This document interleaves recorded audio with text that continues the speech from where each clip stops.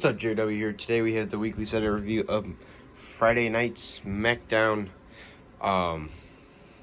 This show was pretty good. No John Cena this week because John Cena was in India for the Superstar Spectacle or whatever thing it's called show, which sucked. But John Cena will be back next week on SmackDown. Just wanted to start that off with they started the show off with Charlotte Flair, Shotzi versus Io Sky and Bayley. Match was very boring in my opinion. Charlotte Flair and Shotzi ended up winning by Asuka coming out of nowhere attacking Dakota Kai because she was on ringside, and Asuka came out of nowhere, attacked her. Io Sky was distracted and Bayley was distracted. Bayley was ended up getting Shotzi ended up rolling her up or something in the 1, 2, 3. And then Asuka and Io Sky went face to face, and Asuka pretty much is challenging for the title. She still has not had her rematch for the women's championship. That was that. After that was L.A. Knight. Yeah, came out, had a promo, pretty much just saying how he did not need John Cena at all, and how Miz is pretty much going crazy and everything. But the first week dressing up as LA Knight, and then last week, last week dressing up as LA Knight, and this week now pretending he's beating up Invisible John Cena. And then he's kept on saying about how he didn't need John Cena to help him or anything at Payback. And I think it's building the story that LA Knight and John Cena are going to end up having the match just for John Cena to put over LA Knight. That's what I personally think. But LA Knight ended up having a match against Austin Theory, and Grayson Waller was on ringside on commentary, and LA Knight ended up beating Austin Theory, hitting with the BFT, and getting that 1, 2, 3. The crowd was going crazy pretty much the whole match for LA Knight, and they announced it's going to be The Miz versus LA Knight again, round 2, next week on SmackDown, because Miz wants to have a rematch, a fair match with a real ref, not John Cena. I still think John Cena will have something to do with the match, or something, because I still think they're building this out. Speaking of John Cena and Grayson Waller, John Cena's going to be on the Grayson Waller show, and Grayson Waller's like, oh yeah, John Cena needs the rub of the Grayson Waller effect. I'm like, yeah, right. If anything, you need the rub of John Cena. John Cena is the GOAT, bro. Next up was the Judgment Day came out. Dominic, Finn, and Damian came out pretty much just saying how they run SmackDown and Raw and NXT. They just run the WWE. Dominic gets on the mic pretty much saying how they run the WWE. The crowd would not stop booing. You hardly could hear him. And then they're like, we're the most dominant tag team, dominant group in the WWE, including Raw, SmackDown, and NXT. And then the Brawling Brutes music hits. The Brawling Brutes, Butch, and I forgot the other guy's name. Sheamus was not there. They came out to the ring questioning the Judgment Day. How the hell do you think you're the most dominant group? We are. And the Brawling Brutes challenged them to a tag match, and Judgment Day ended up winning. Obviously, they're the tag champs.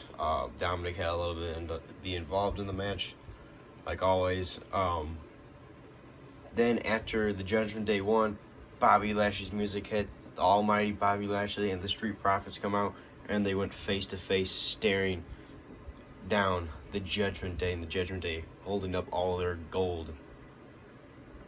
I think they're actually going to do something with this Bobby Lashley and Street Profits group. Hopefully they don't screw it up, and hopefully they can end up winning the tag titles or something, or Bobby Lashley can win something big, because that'd be pretty dang awesome. Maybe Bobby Lashley dethrones Rey Mysterio for the United States title. Maybe the Street Profits can win the tag titles. Be pretty cool. Or they finally can split up the Undisputed titles or merge them. That'd be nice. Next up was the main event, AJ Styles versus Jimmy Uso. But before we get into the actual main event match, let's start off what happened backstage. First, backstage, Jimmy Uso came out to Paul Heyman pretty much earlier in the show. Was like, what's up, OG? I want to be in the Bloodline. Nobody said I'm out of the Bloodline, so here I am. He had the We the Ones shirt. I'm ready. I'm in the Bloodline. And Paul Heyman was on the phone supposedly with Roman Reigns. He's like, okay, you have to prove yourself. Tonight you have to tonight deal with the AJ Styles problem. He's like, all right. Later, so then Paul Heyman walks away. AJ Styles gets in the face of Paul Heyman, pushes Paul Heyman, and Jimmy Uso beats up AJ Styles in the match. And then there was a match announced of AJ Styles versus Jimmy Uso for the main event. Solo Sikoa is supposedly not there tonight. Jimmy is halfway through the match with AJ. Then Solo Sikoa comes out to ringside, watching on ringside, and then Paul Heyman comes out and they're watching. Jimmy was about to win, and then AJ Styles ended up reversing the move or something.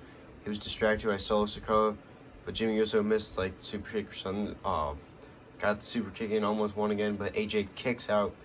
AJ then hits the phenomenal forearm. 1, 2, 3. He beats Jimmy Uso. I'm like, oh, I was not expecting that. I honestly thought Jimmy Uso was gonna win. Solo Sikoa goes to attack AJ Styles, but Paul Heyman holds him back. AJ Styles goes to the ramp. Out of nowhere, Damian Priest, Finn Balor come out, beating up AJ Styles, throw him in the ring.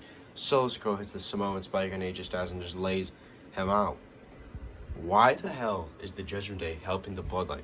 I'm so confused. It made no sense. I can see why, they're both heels, they can help each other out, but it makes no sense why they're going after AJ Styles. It would make sense if, let's say, Bobby Lashley or something, because they kind of got in their face, or the Brawling Brutes. But AJ Styles, they've had nothing to do with the OC. Very interesting. Also, AJ Styles pushed the Good Brothers, shoving them, I don't need you on ringside, I don't need you. You were no help when Jimmy Uso was beating me up. So, looks like the OC might break up or something, be a little interesting. But overall, I thought the main event match was pretty good. LA Knight Austin Theory match was good. Overall, the show was decent. I wish Cena was on the show, but understanding. He's in India. You can't just fly from India to Boston. Overall, decent show. Also, they had a new intro for SmackDown. Same music, but different intro. It's Roman, and then there's John Cena, because John Cena is right now full-time. It's crazy to think that John Cena is full-time for how many months. It's great. But I just wanted to add that because I was very excited to see Cena in that. Overall, I thought the show was decent. I'm going to give it a solid 3 out of 5. Wasn't my favorite SmackDown, but was not my least favorite. There was definitely some good stuff on the show. This is Jared W. Make sure to like, subscribe, stay tuned for more wrestling figure content. I'll see you guys in the next one.